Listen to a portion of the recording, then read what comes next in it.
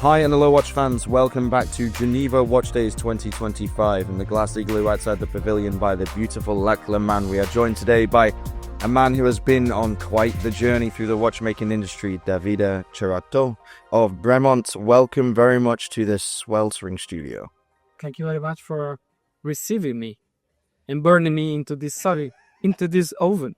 We're testing if you're really Mediterranean Italian. I see you, Davide. You look more comfortable than most people, to be fair. You look like you're holding yourself together very well. We were talking off air about the fact that, of course, as many followers of the show will know, I used to work for Bremont as a chronograph specialist back in the day, and now we are here together for the first time. Davide and I have met, and Alon, you were visiting the new facility, right? You've been over to the wing. You've seen what it's like now these days? So, obviously, you know the old facilities. Yeah, I've never been to the wing. I've took the warm invitation by both David and the team, and I maxed out my invitation because I took the next generation of Ben Joseph with. It's a rough. Absolutely, Raphael and Noah. No. And my brother-in-law. So we did the full British watchmaking experience. It was amazing. Besides the warm welcome, what an amazing building! The ride up from London to Henry Thames is amazing. They have the facility there is meticulous. I'll call it Swiss meticulous. Yeah, but watchmakers levels that you walk in to a boutique, which isn't a boutique. Beautiful bike, motorbike, car, obviously some wings outside and inside, English phone booth, and you'll have the full experience and the richness. And what I wanted to see is obviously I know the English brought this well. Delft long time. We retail at Ace Jewelers exclusively in the Netherlands, Bremont already for 13 going on 14 years. Wow. Time flies. I'm big fan. How can I know with an orange barrel? What I watch. So they gave us some love from the Henley Thames. All kidding aside, I wanted to see what the pure reaction is. My brother-in-law is tumbling down the rabbit collecting hole rather recently. So I wanted to see his feedback. And with kids, do they get that wow factor of when you inject the kid into a room, they absorb vibes. I want to see what does it do to them. Yeah. I mean, that's something that Bremont has always been exceptional at, is building a universe, creating an environment, something that people can step into and really feel part of it through those stories and those artifacts of Britishness and engineering and aviation that you see in the wing as you're describing. And it was similar in the old facility in Henley-on-Thames where I worked. Davide, for you, taking on that responsibility as a custodian of that environment, was there a great deal of pressure that came with it, or were you just ready for the challenge? I was born ready. And it was super exciting. And, I firmly, strongly believe that things that happen by chance. I've been in watches for 23 years. Of this 17, I've been in brands that compete exactly in the same market segment, Tudor, Montblanc, and I know inside out the segments, the customers, the retailers, the design codes, the incredible challenge of value for money. How can you? It's not because those watches are a little bit less expensive than the upper segment that customers are expecting less. They are expecting the same or even more. And the rule of the game is systematically over delivering, which is exactly what we do at Bremont. So super excited. It was a fantastic feat. The people there, the investor Bill Appan, an incredible, inspiring businessman and mentor. He said it was like finding the right key to open a door. It was really natural and organic and extremely exciting, and just a match of this trajectory in the history of a company that already achieved a lot with someone that has the experience to bring it to the next level. And I'm also a British fan since ever. Everyone knows that they've started to morph into a Brit long before getting into Bremont. I've owned a Morgan +2 for 15 years. By the way, now Morgan has been bought by Italians and is a good example of something similar that we are doing. They just did a crazy limited edition of a convertible model with Pininfarina, and is really this magic match of Italian, magic touch for design and style, and the British beauty of heritage and craftsmanship and engineering. So yeah, it was. I think this is definitely the pivotal experience of my career. How in a way I build up and everything converge for me to get there. It's always ironic, isn't it, how much comes down to timing in watchmaking. These synergies are a thing almost of fate. Firstly, your hair is far too good for a British person, so you're going to have to, I'm living proof of that. I can't do anything with it. And it's rapidly exiting my head as well, unfortunately. Secondly, you pointed out something very, very interesting there. You said at that price point, customers don't expect less, they may even expect more. And I think that's a very, very good point, because Bremont is positioned in a place where, okay, not everybody, but many people can aspire to own a Bremont. It's affordable in that sense. It's accessible, and it's a luxury product, of course.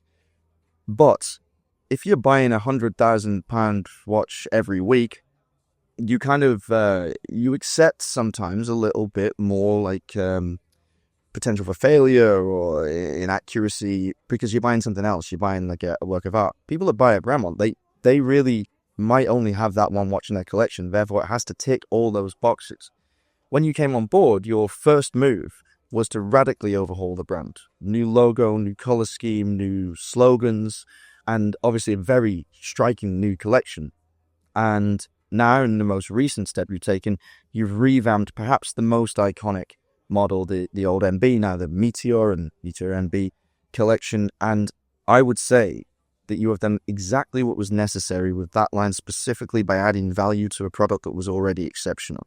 Talk us through the first step that you went through, your feelings and thoughts about the rebrand, and then why you took the second move as you did.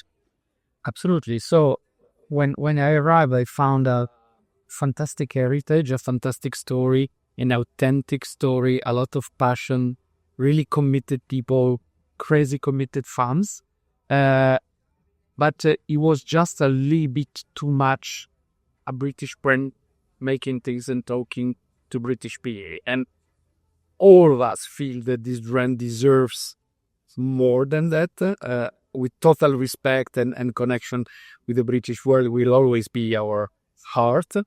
But the brand is so powerful, strong, that really deserves to be translated. I see my work a lot like the one of a translator. How can we take everything beautiful that has been done in this brand and unique, and how can we leverage aviation? The inception of the company was, how can we build the indestructible pilot watch, which is very unique and interesting. And then in a very unique, quirky British way, we decided to put a prototype of the watch on the wrist of the mannequin that is Expulsed 30G by Martin Baker.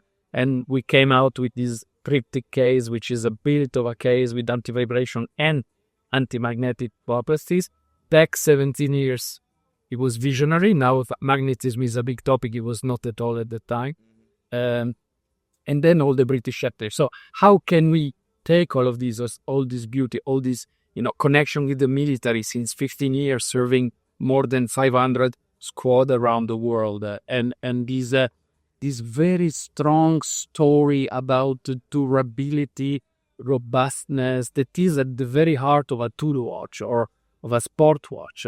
And how can we translate this in a tone of voice and in words that become appealing for the worldwide watch community? That's what we did. So we refreshed the brand because we wanted to extend the strength of the story from aviation only, which, to be frank, is quite a niche environment, to sea, land, and air, to adventure and exploration, to with this very strong motto, take it further. So leveraging our adventurer and explorers and seeing how the mindset is what allowed them to do things that everyone else believes impossible. Why? Because they have an incredible resilience. They never give up. They believe in themselves. They face fear. They cope with risk. So everyone else out there, and in particular the new generation, if they have a dream, if they have a project, they can achieve it if they apply the same mindset. So we really focused at clarifying just the message, because the brand had grown organically, it had achieved a level of complexity that was a little bit unbearable, adding bits and parts in stories and connection, and so it was becoming a little bit confused. So we just clarified. We ran this very strong project called Clarify, to simplify, to amplify, and in the communication, in the branding, in our collection, we reuse references from 200 to 70. We reduced the all limited edition into now a core that is 64% and limited edition Calin on top. We reframed our operation to be capable of producing to demand, to be very agile, and in the turbulent times we are going through is absolutely fundamental. And we brought in a lot of talents from globally, the watch industry and just luxury industry, to set up and to prepare the company for the future, to make all this beautiful British company future-proof. And you talk about the power of brand. There's no brand bigger in the watchmaking world than Rolex. I think we can all agree that it's, as I always say, not really a watch brand anymore, more of a phenomenon. And a lot of brands want to try and replicate what Rolex has done, but they can't because Rolex was there to do this, that, and the other first. When people say, who is the modern Rolex? Funnily enough, I always say Bremont. And what I mean by that is the power of storytelling. Rolex is great at owning stories, but Bremont created its own narrative. And in the early days, that was driven by the brothers, by Nick and Giles. Now, they've obviously taken a bit more of a back seat now. Is that actually a freeing thing for you, allowing you to, grow the brand in new directions, access new markets, and position it as you feel it's necessary for that next step? Yes, so I totally agree with you with the comparison with Rolex, and also Rolex has been over delivering many instances for a long time, and is a little bit. I worked for them for 10 years to grow and explode Tudor. Same thing, the secret ingredient was systematic over delivery and systematic focus on value for money. That is what we are doing today at Bremont. And, because, and a good example is we launched Terra Nova, this new line linked to, field watches and to military references. And, we decided to add an offer between 2,500 and 3,500 pounds, which is what has allowed us to sell more than half of our volumes in the last 2 years. So it was definitely a very good decision. At the same time that we were working to propose a little bit more affordable watches, we were moving all our steel into 904 LST. It will sound common for what you just quoted before, the best alloy that exists on the market, that very consistent with our story of durability. We launched the bronze model, but not as bronze, Cupra aluminum, bronze enriched with aluminum, the one that is used in aerospace and naval industry because it's much more durable and because the patina comes much better and is much more beautiful. We launched titanium. The new MB Meteor is actually titanium.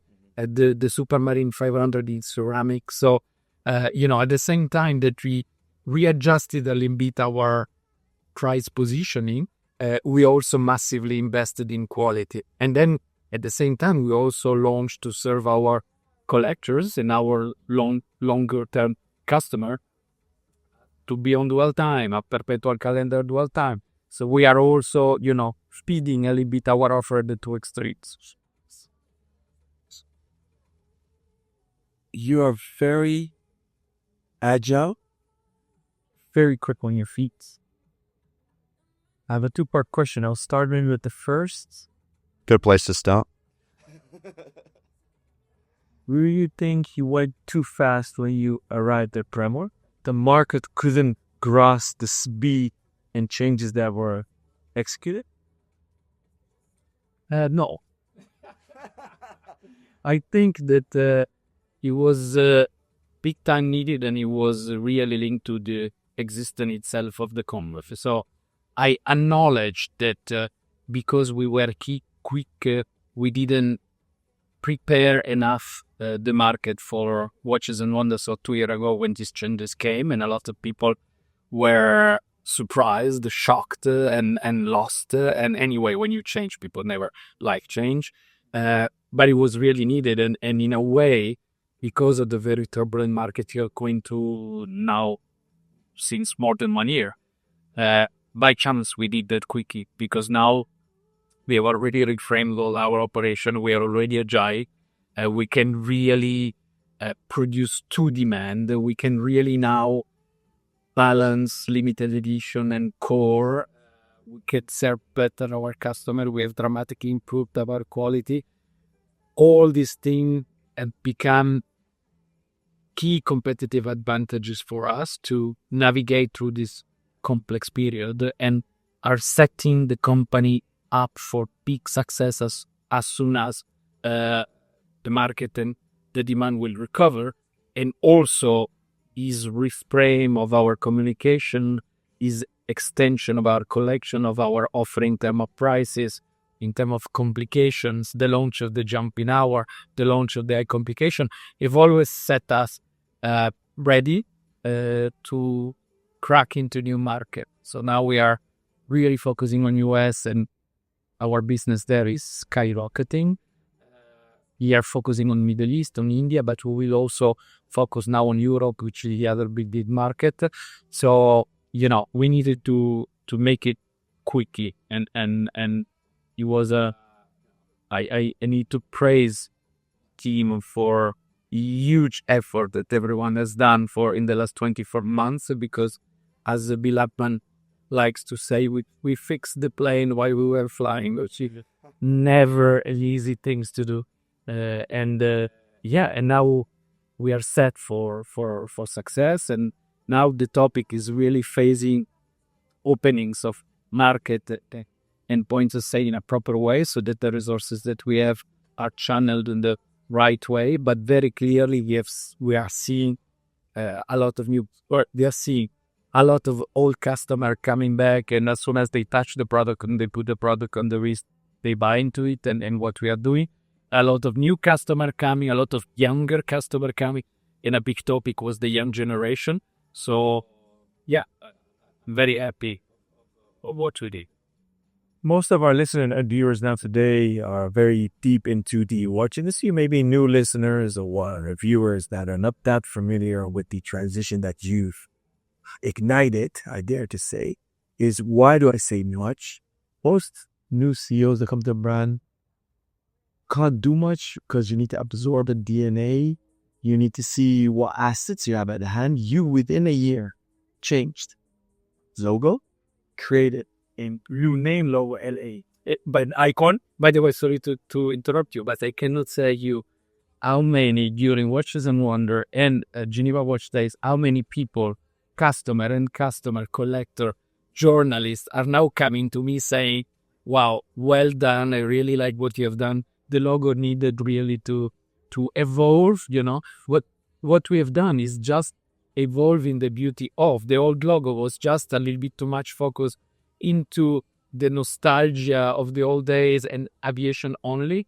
The new logo keeps, there is a big propeller just in the middle of the Wayfinder, but a little bit refreshed. This idea of traveling, of discovering, of adventuring, the outdoor, the connection with nature, sustainability. And the lettering is a little bit bolder, more muscular, and more modern, which is fundamental to connect also with the new generation. So, because what you've done, usually brands need a year just to strategize on a new name for the logo, let alone change the graphic logo. But then you create a whole strategy of not letting go of air, but adding multiple layers to the brand. So you did air, land, and sea, where Bremont had a bit of sea. I have a Supermarine in my head. Yeah. So you did that. You added a whole new collection to connect Earth with Terra Nova. The name says it all. You came with a whole new shape of case. So you created a new family. Then as if that's not enough, you did a whole new Supermarine, a new case completely. You did now one new metal bracelet that most brands did 2, 3, 4 years. 3. You did, yeah. The first year you did 2, no?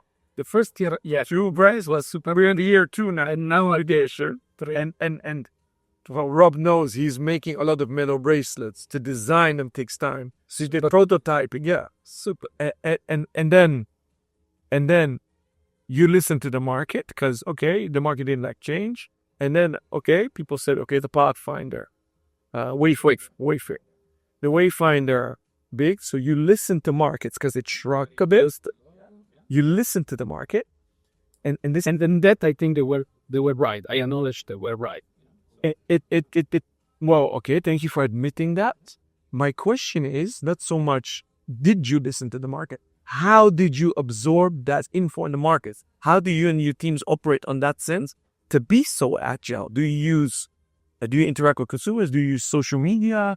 A little bit of everything, but I love to interact with consumers. I spend a lot of time in the boutique speaking directly with our customer. All the fair that we do, speaking with customer. All the Geneva Watch Days is a fantastic, sample of people to, and this is fundamental. Discussing with people, sharing, taking points, arguing even is good. You see what I mean? We can agree to disagree, and that is fundamental to stay alive nowadays. Competition is so fierce, the market is so tough. We really need to be sharp to the point. You see what I mean? And agile and quick to adjusting when they need to be adjusted, which is what we need. And by the way, it's not, nobody launches a full new collection and everything is perfect. See, you know what we call this in Italian? Pazzo. If you do, you're Jesus Christ, and I'm not. So, you do at your best, and we do quickly something incredible, and then it's the Rolex way. You see what an iteration. The second generation is a little bit better, and you improve from all the frequency that you had, and better and better and better, and the game is staying consistent over time. Now we have a very clear product architecture: Seal and Air, Supermarine, Terra Nova, and Altitude, and now we play into that game. We have a CAM with a surprising complication, the jumping hour in 2 different execution, and the Montrac Aguichet was the strongest one. It shows that we are also capable of leading now in terms of trends and style, and we are building up our unique style and design language. The MB has been enhanced, is the 2.0 version of the previous one, more wearable, a little bit more technical, sharper. It will in 2 days present an incredible limited edition that is, I think, the essence of special edition barrels of Bremont, and they are just touching it and putting it on the wrist. I think it's incredible, and then also high-end pieces. We are distributing now the first pieces of the perpetual calendar dual time that we developed with Agenor, that is a mono pusher with a second time zone displayed by a disc, with the triptych case in titanium, a perpetual that you can wear every day, that is robust, not that is fragile, as it was the Tourbillon that we launched last year. So we are now, now it's clear the direction and what we are doing, and now because it's clear and people have a knowledge that we never wanted to drop aviation for sure. It's our DNA and it's our core and it's our distinctive element, the links with British aviation. Now, I hear more and more people that say Bremont is the next big thing coming, and we feel that there is energy traction. We start to understand that there is clear direction. There is a lot of energy in this igloo, because I have a zillion more questions, but Rob is jumping up and down. There, whomever is watching the live stream, look at Rob's camera. Rob, mic to you. So I've got to admit that I was one of those journalists who was skeptical after the first year. Very much so, actually. I'm very close to the brand. As you know, I worked there, and it means a lot to me, the success of Bremont. And I have to admit that on occasion I find myself being far more conservative than I like to think I am. And the speed of the change and the vastness thereof shocked me. And I remember coming away from Watches and Wonders 2024, I suppose it was, thinking, what's next? The next step for Bremont is going to be pivotal. It's going to be make or break. Then 2025 came along, and I went to the presentation. In fact, it was one of only 2 presentations I took in Palexpo, because we were media partners with Time to Watches, and we didn't have much time, and I really wanted to be there to see what happened. And this has happened twice. You've seen it. You've seen it both times. I cried in the presentation. No, I wasn't sobbing, but like a tear escaped my eye, because when I got the Meteor in my hand, I was like, "Oh my God, he's done it! He's done it!" And this is the greatest exclamation point on a sentence that I felt was half written, and then I got it, and I was like, I had to acknowledge I hadn't understood what you were trying to do and what you ultimately did. With aplomb, I have to say, I have to hold my hands up. I came away from 2025. I was asked by many journalists. I was even asked by some magazines in Dubai to give my top brand of the fair. It was Bremont. It was, and I have to say, it was a joyful moment for me to realize that you had a plan all along and you knew exactly what you were doing, and you managed to grow and refine the brand in that 2-step process. And Alon is holding the special edition. Keep it off camera. Keep it off camera. So this showing this we can show so people understand that this is an evolution of the MB. Because people got scared. They're like, "Ooh, Davide is pushing the envelope," and it is an evolution. And you reference to, we call them the Green Hulk brand. They do, but they, I always say on air, is not a revolution but an evolution. Little baby steps, like the 9/11 evolution. But you did a revolution. The NB Meteor exists since 16 years. It's really our icons. It starts to get into, when you get close to 20 years, it's really one of the watches that have been capable to go through generations. So now we are just, refreshing it, updating it, enhancing. There is a Le Jouperet inside, 70-hour power reserve, gunmetal finishing, the whole wearability of the watch is dramatically improved. I had so many people say, beautiful watch, product of engineer. Have you bought it? No. Why? It's too big. Okay, let's speak about it. You see what I mean? That can be adjusted. So that's what we need. Worked on visibility with latest generation Superluminola. Work on the ergonomics of the crown. So on the mechanism of the roto clip that now is super smooth on the metal bracelet. And now it's just, the best iteration of this icon. And we will have to continue to make it to improve as much as we can. I have to say that it is the best iteration, and it is set the stage for who knows what. The future is very bright. Alon, one final point before we wrap. Oh, I have so many, dude. Really? Are you doing this to me now? Well, I've got to do it for health and safety reasons. You gave me so many hooks, Davide, but we need to come quickly and do a 1-hour interview. Maybe let's finish it off on the Revolution Evolution story. I know you quite some time. We've worked on different brands together. We even did an interview. I was happy about that when you were on a sabbatical and your studio is the design kid. We had a very cool talk, and I think it was on the ACE list. Is you are visionary, and visionaries are often misunderstood. You have the Britishness in you. Why? Cushion case shapes in the 2000 are claimed by the British. Now it is. The only one that did it was a bit of a fierce. UK, no, it's a curveball. Nobody saw it coming that you and or Bremont would do cushion-shaped cases. You created a platform. You were misunderstood. Also by us. I also admit I was less skeptical than Rob. But me, the commercial hat kicked in. I'm like, whoa, my Bremont customers are not going to get this. It's too much, too fast, too quick. But then, I won't show the dial yet. Check our Insta in a few days. We'll shoot pictures now. This is it. We were scared. Oh, what is he going to do with MB? What can you do? How can you make it better? It was good. Yeah. It's better, slimmer. The clicks, if you've seen the video right now, I'm playing all day long. I'm fiddling. every single part of it is better. That's almost impossible to do. And the movement is now there. You know, it's so good. And the proof is in the pudding, as they say, the British. You are a English dandy. English daddy. Right? A Sadie.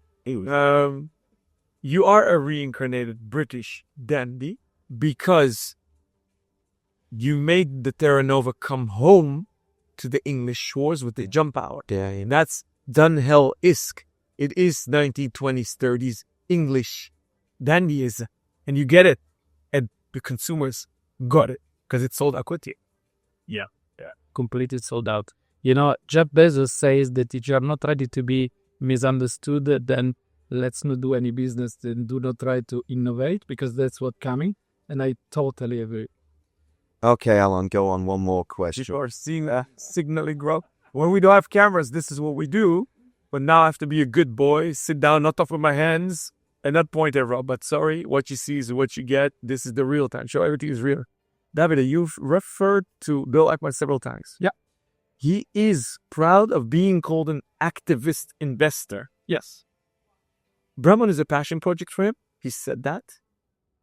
I follow his wife. Very interesting. Such a weird thing to say on air. No. Literally, you follow his wife. Follow her. No line. I follow her research. She's a biologist and academic. I kindly invite everyone to listen to her interview. Her name is Neri, but she goes by her maiden name. Now you put me under the spot, Biao. So put it in the comments. Ockman, I think. Yeah. And they're very intellectual, the both of. And he loves métier d'art. He's not known for it because he's a hardcore investor. He forced companies he invested in to come off the Dutch stock exchange, and he succeeded. My final question to you: how much pressure do you get for it being a passion project from him? I think one of the key ingredients of this success is also the relationship that we have. He puts a lot of pressure because he's very demanding overall, but he's incredibly aspirational because he's totally focused on opportunities. It's the only thing that he looks at, and he has even his fantastic philosophy about progress, making a progress every day or every week, and the fact that progress compounds like financial assets. So for me, he's very inspirational. He leaves me total freedom in terms of creativity, which is fundamental. And he is a proper, serious, heavy watch collector. So he's also perfectly understands what we are doing. When I show him the design, he gets completely excited, and he has points of view that we integrate. And so it's a fantastic, he's a proper investor with an incredible vision, but he's also a proper watch lover and watch collector and understands deeply. And he has taken over the company now really with this idea of the best successful setup is the family business one. So now we are handling in as if it was a family business one for the long term, and really, taking the time to do things properly to grow these for the years to come. Maybe you can put in a good word for us with him, because he'd be a good guest for the show, wouldn't he? That would be interesting. Why not? Why not? Davide? Never say never. Never say never. No, that should be our motto. Davide, thank you so much for your time. This is the longest episode that we've recorded at Geneva Watch Days 2025. Normal with an Italian. Yeah, there you go. 34 minutes of Italian elegance and our English daddy. That's your new nickname. Right, guys, we'll be back very soon with more content from Geneva Watch Days 2025. Please like, follow, subscribe, and join us very soon.